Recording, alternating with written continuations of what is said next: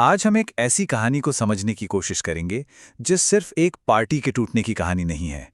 ये उन चेहरों की कहानी है जो कभी अरविंद केजरीवाल की सबसे बड़ी ताकत हुआ करते थे। उनके आंदोलन की पहचान थे। कोई पार्टी का चाणक्य कहलाता था तो कोई केजरीवाल का अगला उत्तराधिकारी। लेकिन आज वही चेहरे उनके खिलाफ खड़े हैं। जरा ये आंकड़ा देखिए, 10 में से 7। आम आदमी पार्टी के 10 में से 7 राज्यसभा सांसदों ने एक साथ रातों रात बगावत कर दी। ये एक ऐसा पॉलिटिकल अर्थक्वेक था जिसने एक झटके में संसद से पार्टी का वजूद ही लगभग मिटा दिया। लेकिन मामला सिर्फ सीटों का नहीं है। ये लाइन देखिए, ये सब कुछ कह देती है। बात हो रही है एक विचार के खत्म होने की, उन आदर्शों की जो अन्ना आंदोलन से पैदा हुए थे। जो सिस्टम बदलने निकले थे वो अब उसी सिस्टम का हिस्सा बन गए हैं। और ये कोई अचानक हुई बगावत नहीं थी। इसे एक सोची समझी, एक वेल प्लान्ड सर्जिकल स्ट्राइक की तरह अंजाम दिया गया। मतलब इसका समय और इसका तरीका दोनों ही इशारा करते हैं कि यह हमला अरविंद केजरीवाल पर तब हुआ जब वो सबसे ज्यादा कमजोर थे।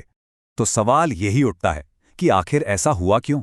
क्या ये अरविंद केजरीवाल के अपने नेतृत्व की नाकामी थी, उनका अहंकार था, या फिर डर, दबाव और लालच ने इन नेताओं को अपनी ही पार्टी को तोड़ने पर मजबूर कर दिया?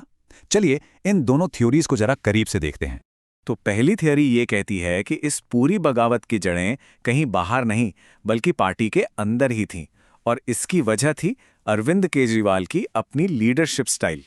इस थ्योरी के हिसाब से केजरीवाल अपने बराबर किसी दूसरे नंबर का नेता खड़ा होते देख ही नहीं सकते। आरोप यह है कि जैसे ही कोई नेता बड़ा होता, उसका कद बढ़ता, वो उन्हें अपनी कुर्सी के लिए खतरा लगने लगता था। और नतीजा ये हुआ कि बातचीत खत्म हो गई और बस आदेश दिए जाने लगे। और देखिए, ये कोई पहली बार नहीं हुआ है। अगर आप इतिहास देखें तो एक लंबी लिस्ट है। किरण बेदी, प्रशांत भूषण, योगेंद्र यादव, कुमार विश्वास, अन्ना आंदोलन के समय से जुड़े बड़े बड़े नाम जो एक एक करके केजरीवाल का साथ छोड़ गए। ये एक पैटर्न की तरफ इशारा करता है जो आज फिर से दोहराया जा रहा है। और यही कहानी दोहराई गई इस बगावत के दो मुख्य चेहरों के साथ, राघव चड्ढा और संदीप पाठक। राघव, जो कभी पंजाब में सुपर सीएम कहलाते थे, पार्टी के पोस्टर बॉय थे, उन्हें किनारे कर दिया गया। और संदीप पाठक, जिन्हें पार्टी का चाणक्य कहा जाता था, जिन्होंने पंजाब गुजरात में जीत की पूरी स्ट्रेटेजी बनाई, उन्हें कथित तौर पर वो सम्मान ही नहीं मिला जिसके वो हकदार थे। लेकिन इस पूरे बिखराव की कहानी में जो आखिरी चिंगारी थी, वो थी स्वाति मालीवाल की घटना। पार्टी की एक महिला सांसद के साथ मुख्यमंत्री आवास में बदसलूकी का आरोप लगा, और इस पूरे मामले पर केजरीवाल की चुप्पी को कई लोगों ने एक वफादार साथी के साथ सीधे सीधे विश्वासघात की तरह देखा। इसे ही इस बगावत के ताबूत की आखिरी कील कहा जा रहा है। चलिए अब सिक्के का दूसरा पहलू देखते हैं। दूसरी थ्योरी ये कहती है कि इन बागियों ने डर, दबाव और अपनी निजी महत्वाकांक्षाओं के चलते पार्टी और आंदोलन दोनों को धोखा दिया। तो ये थ्योरी कहती है कि नाराजगी तो बस एक बहाना है, असली वजह तो कुछ और ही है। ईडी सीबीआई की जांच का डर, बीजेपी की वॉशिंग मशीन में जाने का लालच और अपनी पर्सनल एम्बिशन। तर्क ये है कि जब पार्टी का मुखिया जेल में था, जब पार्टी को उनकी सबसे ज्यादा जरूरत थी, तब इन नेताओं ने वफादारी बदल ली। तो सवाल ये उठता है कि क्या ये सिर्फ निजी फायदे के लिए किया गया एक धोखा था? और इस थ्योरी को सबसे ज्यादा वजन मिलता है राघव चड्ढा के अपने पुराने बयानों से। एक वक्त था जब वो बीजेपी के लिए ये कहते थे, और आज की हकीकत यह है कि राघव चड्ढा उसी पार्टी का हिस्सा है। कल तक जो दुश्मन थे, आज वही उनके नेता हैं। इस पर भी बहुत सवाल उठते हैं। जिस वक्त आम आदमी पार्टी अपने सबसे बड़े संकट से गुजर रही थी, अरविंद केजरीवाल जेल में थे, ठीक उसी वक्त राघव चड्ढा का विदेश में होना कई लोगों को महज एक संयोग नहीं लगता।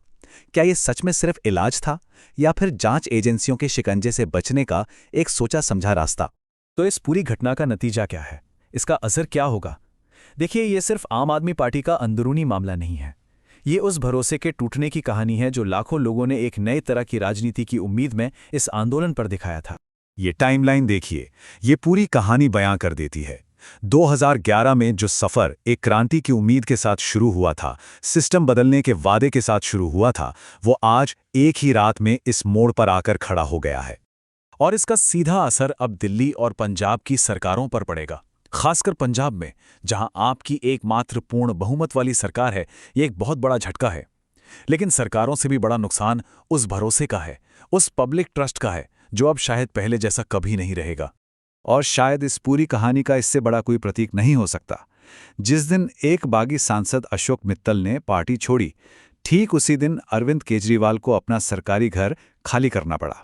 वही घर जो मित्तल के नाम पर ही अलॉट था। ये दिखाता है कि केजरीवाल ने एक ही दिन में अपनी राजनीतिक और व्यक्तिगत दोनों जमीनें खो दी। तो आखिर में हम वापस उसी सवाल पर आते हैं, एक जौहरी और उसके हीरों की कहानी पर। एक तरफ है केजरीवाल, जिन्हें जौहरी माना गया, और दूसरी तरफ उनके वो साथी जिन्हें उन्होंने खुद तराशा था, अपने हीरे कहा था। तो आखिर में सवाल यही है, बड़ी गलती किसकी थी? क्या ये उन हीरों का विश्वासघात था जिन्होंने मुश्किल वक्त में साथ छोड़ दिया, या फिर उस जौहरी की परख में कोई कमी रह गई थी? क्योंकि जब एक जौहरी हीरों और पत्थरों में फर्क ना कर पाए, तो बगावत सिर्फ एक खबर नहीं बल्कि एक नतीजा होती है।